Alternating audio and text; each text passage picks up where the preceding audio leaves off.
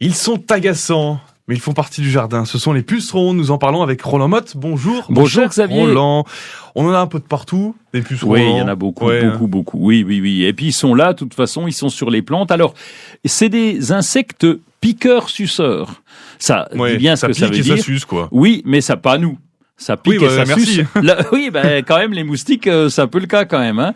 C'est vrai, mais on est dans une chronique jardin.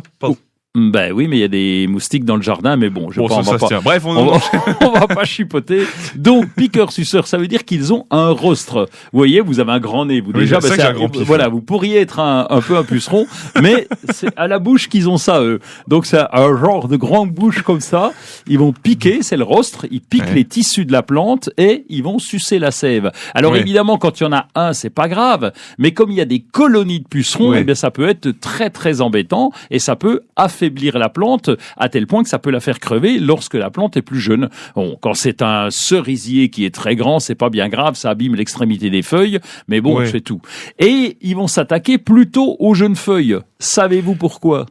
Non, mais vous allez me le dire. Mais oui, je vais vous le dire. C'est quand même du bon sens. Je pensais que vous trouveriez. C'est tout simplement parce que ces jeunes feuilles sont aux extrémités, sont plus jeunes. Donc les tissus sont plus tendres. Ah, oui. Et donc c'est plus facile avec leur grand rostre de piquer les tissus de la plante. Ça se tient.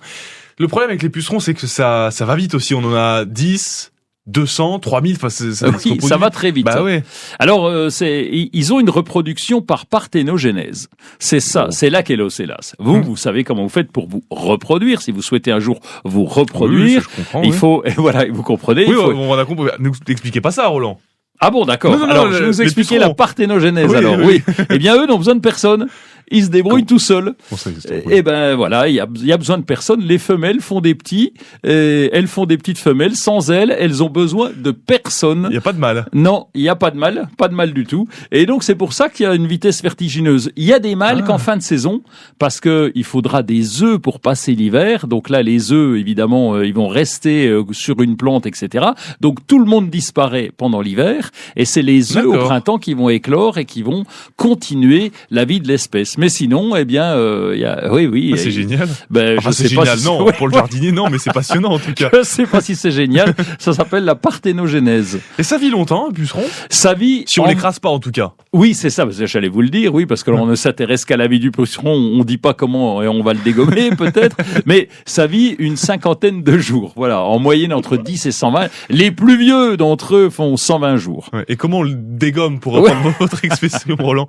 Alors, on peut vivre avec déjà, parce que ils sont aux extrémités de certaines plantes et c'est pas gênant pour la plante quand il s'agit d'un arbre. Il y a les coccinelles qui s'en chargent très bien. C'est vrai. Puisque les coccinelles ou les chrysopes, eh bien, vont manger les pucerons. Les chrysopes, c'est pareil, c'est un insecte qui va s'attaquer, la larve va s'attaquer à ces petits pucerons, et puis on peut les enlever ne serait-ce qu'à la main, tout simplement. Quand on voit une colonie, on passe simplement entre le pouce et l'index, on passe son doigt pour les enlever. Ah, ça s'en va bien?